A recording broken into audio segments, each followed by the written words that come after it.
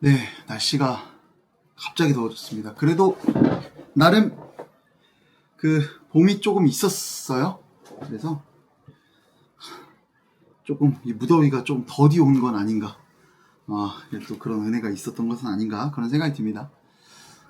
오늘 이 월요일을 맞이해서 오늘 함께 나눌 말씀은 창세기 16장 그리고 또 17장 말씀을 좀 함께 같이 보려고 합니다. 오늘에 거쳐서 내일도 16장, 17장 두 장에 걸친 어떤 그런 말씀들을 볼 텐데, 오늘은 이 사레와 아브람 그리고 또 이 할례에 대해서 좀 살펴보려고 합니다. 우리 말씀을 보기에 앞서서 이 16장에 앞서 어떤 일이 있었나요? 하나님께서 이 아브람에게 당신이 그에게 하셨던 약속, 이 언약에 대한 확증으로 쪼개진 고기 사이로 당신께서 지나가셨죠. 그러니까 고대 근동 사회에서의 어떤 이 계약에 있어서 을에 있는 그런 사람이 쪼개진 고기 사이로 지나가면서 내가 이 관계를, 이 약속을 지키지 않으면 이 고기처럼 쪼개질 것이다 라는 그런 계약의 어떤 그런 것들이 있었다고 말씀을 드렸습니다. 그런데 이 사이로 보통은 통상적으로 지나가면 누가 지나가야 되나요? 아브람이 지나가야 되는데, 아브람이 지나가는 것이 아니라 하나님의 불이 그 사이로 지나가면서 하나님께서 당신이 내가 이 약속을, 이 언약의 관계를 목숨 걸고 지키겠다 라고 그렇게 이 아브람이 확증해 주시는 겁니다. 실제로 그래서 예수님께서 정말 자신의 몸이 찢겨지심으로 이 관계를 지켜내시고 언약을 성취하신 것을 또 우리가 이야기를 나눴습니다. 이렇게 하나님께서 확증을 해 주셨음에도 불구하고, 하나님의 말씀이 있었음에도 불구하고 믿지 못하는 내용이 16장에 걸쳐서 등장을 하죠. 여러분, 그런데 한번 생각해 볼게요. 뭐냐면 하나님께서 약속하시고 말씀은 하셨지만, 보여주셨지만 실제로 그들이 맞닥뜨린 현실은 어떠했냐라는 겁니다. 여러분 1절 말씀을 보시면 사레는 출산하지 못하였고 라고 기록하고 있습니다. 불임이에요. 더군다나 이 3절 말씀인가요? 이렇게 돼 있네요. 아브람이 가나안 땅에 거주한 지 10년 후였더라. 그러니까 벌써 하나님 약속하시고 나서는 10년이나 지난 겁니다. 저도 이제 교회를 개척하고 있지만 상상이라도 한번 해볼까요? 교회를 개척했는데 막 진짜 미친 듯이 달리고 있고 수고하고 애쓰고 있는데 하나님이 뭔가 그 교회에 대한 비전을 주셨는데 막상 10년이 지났는데 아무도 없는 거죠. 그럴 때 제가 느끼는 그 거절감이라는 건 어떨까요? 사레도 아브람도 마찬가지였진 않았을까 그런 생각이 듭니다. 아무리 하나님의 약속이 있을지언정. 그래서 이 사례가 뭐라고 표현하냐면요, 이 2절 말씀에 보면 여호와께서 내 출산을 허락하지 아니하셨으니라고 이야기합니다. 하나님이 약속하셨지만 이거 하나님이 허락하신 것이 아니다라고 이야기합니다. 이미 하나님께서 그 출산을 막으셨다라고 그녀가 단정짓고 있다라는 겁니다. 아마 이 오래된 거절감을 그녀가 갖고 있었던 것은 아닐까 그런 생각을 해봅니다. 더 이상 아마 자신으로서는 대를 이을 그런 희망이 없다라고 그렇게 생각을 했겠죠. 더군다나 이 사례의 나이가 당시에 65세 정도로 추정이 되니까요. 65세 애를 낳는다는 건 정말 여자로서는 쉽지 않은 일이죠. 결국 이 사례가 어떤 변론에 이르나요? 어떻게 하려고 합니까? 2절 말씀해 보시면 제가 읽어드리겠습니다. 사례가 아브람에게 이르되 여호와께서 내 출산을 허락하지 아니하셨으니 원하건대 내 여종에게 들어가라. 내가 혹 그로 말미암아 자녀를 얻을까 하노라. 아브람이 사례의 말을 들으니라. 사례가 어떻게 하나요? 자기 여종을 아브람에게 주는 겁니다. 일종의 대리모죠. 왜 대리모입니까? 그로 말미암아, 내가 그로 말미암아 자녀를 얻고, 누가 얻어요 자녀를? 사례가 얻는다라고 이야기하는 겁니다. 여러분, 그러니까 이 일들은요 당시 고대 근동사회에 굉장히 일상적인 일이었다라고 합니다. 그러니까 자녀를 못 낳은 그런 여인이 자신의 여종을 통해서 자기의 자녀, 대를 잇는 일들이 비일비재했다라는 거죠. 실제로 이 창세기 후에 보면 야곱의 아내가 둘이었죠. 레아와 라헬이었는데, 레아와 라헬 둘 다 어떻게 합니까? 먼저 라헬이 자기가 이제 출산을 못하니까 자신의 여종을 보내죠. 그래서 레아도 그랬고, 실바와 비라라는 그 여종들도 이 야곱을 통해서 자녀를 낳습니다. 그래서 12지파가 그런 식으로 이제 이루어지게 되는데, 여러분, 이것처럼 이 사례에 이런 어떤 결정은요 당시에 이 사회에서는 일상적인 일이었습니다. 그리고 어떻게 보면은 하나님이 말씀하셨던 온전하지는 않을지라도 큰 민족을 이루시겠다라는 그 약속을 성취하기 위한 어떤 개인적인 분투와 또 노력이라고도 우리가 볼 수 있는 것은 아닐지 모르겠습니다. 여러분, 결국 이 사례의 제안을 아브라함이 어떻게 하나요? 2절 말씀에 아브라함이 그 말을 들었다라고 합니다. 여러분, 이 살해 행동이 제가 계속해서 당시 일반적인 일상적인 일이었다고 말씀드렸는데, 이것은 성경은 부정적으로 그리고 있을까요? 긍정적으로 그리고 있을까요? 물론 결과론적으로 보면 이 이스마엘과 이삭의 갈등이라는 것은 성경뿐만 아니라 지금까지도 이어지고 있잖아요. 이 이스라엘이라는 이 아람 민족과 또 이삭의 어떤 후예라는 이스라엘의 어떤 그 갈등, 지금도 하마스와 이스라엘이 전쟁을 하고 있지 않습니까? 이 결과론적으로 보면 이 일들이 부정적이다라고 우리가 이야기할 수 있겠지만, 사실 오늘 본문에서도요, 이 성경의 어떤 부분과 이렇게 오버랩되게 그리면서 이 일들이 죄라는 것을 드러내고 있습니다. 어떤 것이 우리가 쉽게 떠올릴 수 있나요? 여자가 먼저 이렇게 주도적으로 일들을 꾸미고 그것을 남자가 어떤 수동적으로 받아들이고, 여기 보면 하가를 데려다가 아브라함에게 주었다. 똑같은 동사가 사용되는 게 창세기 3장 6절입니다. 여자가 그 나무를 본즉 먹음직도 하고 보암직도 하고 지혜롭게 할 만큼 탐스럽기도 한 나무인지라. 여자가 그 열매를 따먹고 자기와 함께 있는 남편에게 주매. 그러니까 하가를 데려다가 주매. 똑같은 동사라는 거예요. 그도 먹은지라. 받았다. 그 얘기를 들었다. 똑같은 동사로 표현되고 있다는 겁니다. 아마도 모세가 이 두 어떤 그 사건을 의도적으로 이렇게 그렸다라고 많은 학자들이 이야기하고 있다는 거예요.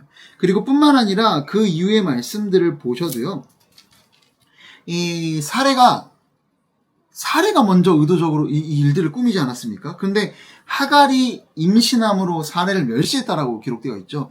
멸시를 하니까 어떻게 해요? 사례가 아브라함한테 가서 따져 묻죠. 당신 때문에 당신 때문에 이렇다라고 그렇게 이야기를 하지 않습니까? 마치 선악과를 먹고 나서 아담이 핑계를 하나님이 주신 여인 때문에 내가 이걸 먹었습니다라고 얘기했던 것처럼 그렇게 동일하게 이런 일들이 벌어지고 있다는 겁니다. 결국 선악과와 유사한 어떤 그런 모습들을 그림으로 이 살해 행동들이 죄악이었다는 것을 우리에게 분명하게 이야기를 하고 있는 것입니다. 그럼 무엇이 죄입니까? 어떤 이 일들을 성취하기 위해서 어떤 자기의 능력과 지혜를 동원한 이 일들이 성경은 죄다라고 이야기를 하고 있다는 거예요. 여러분, 그리고 나서 우리가 아까 17장 말씀도 함께 보자고 말씀드렸는데 17장 말씀까지도 우리가 함께 보았으면 좋겠습니다. 우리 17장 말씀인데요. 우리 17장에 앞서서 16장 16절 그리고 17장 1절 말씀을 같이 읽어봤으면 좋겠습니다. 16장 16절입니다. 하갈이 아브라함에게 이스마엘을 낳았을 때 아브라함이 86세였더라. 17장 1절입니다. 아브라함이 99세 때 여호와께서 아브라함에게 나타나서 그에게 이르시되 나는 전능한 하나님이라 너는 내 앞에서 행하여 완전하라. 아멘. 아브라함의 나이를 굳이 16장 끝과 17장 시작 부분에 기록을 하고 있습니다. 그런데 무려 나이 차이가 얼마나 나나요? 86세와 99세. 13년이 흘러버린 겁니다. 여러분, 그러니까 이 무슨 일이 있었는지 모르겠지만 16장 이 이스마엘이 태어난 이후에 하나님께서 13년간 침묵하셨다는 겁니다. 도대체 무슨 일이 있었던 걸까요? 그리고 나타나셔서 하는 말씀이 뭡니까? 17장 1절에 뭐라고 말씀하시죠? 그에게 이르시되 나는 전능한 하나님이라 너는 내 앞에서 행하여 완전하라 라고 이야기하십니다. 여러분, 이 말씀은 이 하나님의 의도는 16장과 연속 선상에서 우리는 이해할 필요가 있습니다. 여러분, 하나님께서 아브라함에게 자손을 약속을 하셨죠. 그런데 자녀가 생기지 않으니까 어떻게 했나요? 사레와 아브라함이 하갈을 통해서 자녀를 낳으려고. 그러니까 하나님의 약속을 벗어나서 자신의 방법으로 이 자손을 잉태하려는 수단을 간구합니다. 그리고 약속이 아닌 육신의 방법으로 자녀를 낳자 하나님께서는 13년간 일절 침묵을 하신 겁니다. 그리고 아브라함에게 나타나셔서 이렇게 말씀하시는 거죠. 나 전능한 하나님이다. 이게 뭐예요? 나 전능한 하나님이다. 왜 못 믿고 기다리지 못했냐? 너 내 앞에서 행하여 완전하라. 완전히 믿어라. 제발 좀 믿어라. 라고 이야기를 하는 겁니다. 여러분, 하나님께서 책망하고 계시는 거예요. 왜 내가 전능한 하나님인데 믿지 못하느냐? 왜 믿지 못하고 너의 방법을 강구했느냐? 라고 이야기를 하고 계신 겁니다. 그리고 할례에 대해서 명령을 하시죠. 여러분, 할례는요, 이 생식 기간에 한 이 할례는요, 아브라함이 볼 때마다 느꼈을 거예요. 자신이 도저히 육신의 능력으로는 자녀를 생산할 수 없는 그 나이 100세가 돼서 하나님께서 약속의 자녀를 주시지 않았습니까? 그 전에 육신의 능력으로 이렇게 저렇게 막 해보려고 했던 여러분 86세의 남자애 낳을 수 있습니다. 제가 실제로 80세에 낳는 것까지 봤거든요. 뭐냐면 중동의 이 팔레스타인 지역에 갔을 때 선교 나갔는데 어떤 아저씨가 40대 초반인데 얘기하더라고요. 애기 하나를 데리고 와서 여기 이거 혹시 누군 자냐고. 자기 자녀 아니다. 자기 여동생이라고 이야기를 하더라고요. 뭔지 물어보니까 그 아버지가 두 번째 아내를 얻었는데 그 아내를 통해서 80이 넘었는데 그 애를 낳았다는 거예요. 한국 나이로, 그러니까 외국 나이로 80이 넘은 거니까 만 80이 넘은 상태겠죠? 그 상태에 자녀를 낳은 겁니다. 네. 여러분, 남자는 육신으로 능력이 있는 때라는 거예요. 아브라함도 86세의 나이에 이삭을, 그러니까 85세 임신을 한 거겠죠? 자녀를 얻었습니다.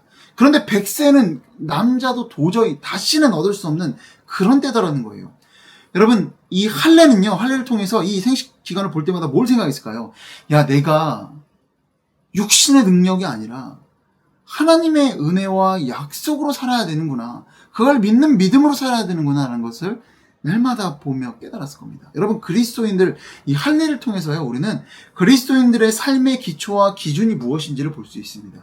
그리스도인의 기초와 기준이 뭡니까? 우리는 육체의 힘과 능력으로 사는 것이 아니라 하나님의 약속을 믿는 믿음으로 살아가는 것이고 하나님의 은혜와 하나님의 능력으로 살아가는 것이 그리스도인이다라는 겁니다.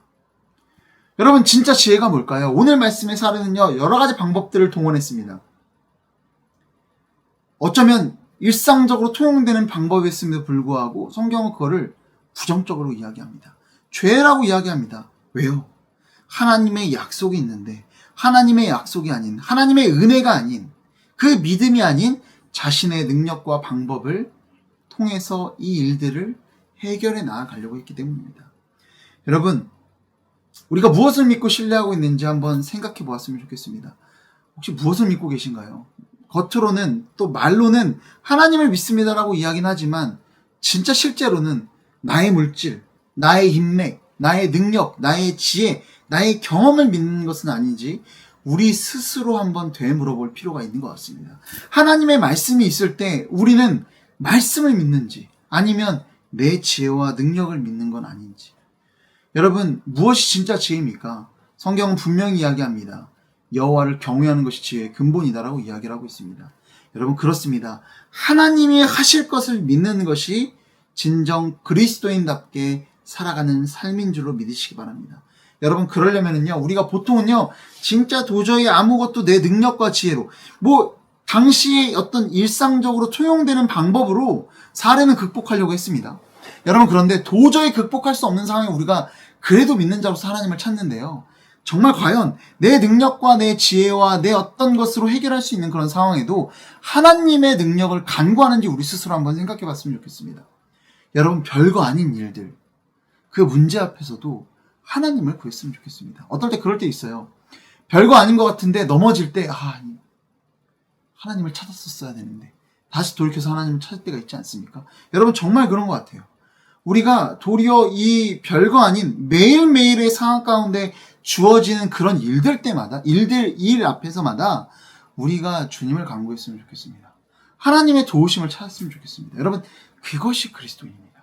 할례를 통해서, 오늘 이 사례의 모습을 통해서, 아브라함의 모습을 통해서 우리가 기억해야 될 것, 별것 아닌 그런 상황 가운데서도 하나님을 믿는 것, 하나님의 도우심을 간구하는 것, 그것이 그리스도인이라는 것, 그것이 진짜 지혜라는 사실을 오늘 다시 한번 깨닫고 모든 순간들 가운데 내 능력 찾는 것이 아니라 하나님을 구하는 그런 복된 저와 여러분 되기를 소망합니다. 기도하겠습니다. 주님, 우린 정말 연약한 것 같습니다. 정말 어려운 때가 되면, 낙담되고 그런 무기력한 순간이 되면 하나님을 정작 찾지만 별거 아닌 순간에서는 하나님을 찾기보단 내 능력과 지혜를 가지고 내 경험을 가지고 내가 가진 것들을 동원해서 이 문제들을 해결하려고 하는 나의 모습들을 보게 됩니다. 주님, 이런 연약한 우리의 모습들 내려놓고 오늘도 매 순간마다 모든 일들마다 하나님의 은혜로 하나님의 약속과 하나님을 향한 그 믿음을 가지고 하나님의 도우심을 경험하며 그렇게 살아가는 모든 순간들 하나님이 역사하셨다라는 그 기쁨을 가지고 작은 일에도 하나님께 영광 돌리며 하나님 이게 내 능력이 아니라 하나님께서 하셨습니다라고 고백할 수 있는 그런 내 모든 순간들을 경험하는 그런 우리 모두가 될 수 있도록 주님 도와주시옵소서. 이 모든 말씀 사랑이 많으신 예수 그리스도의 이름으로 기도드립니다. 아멘.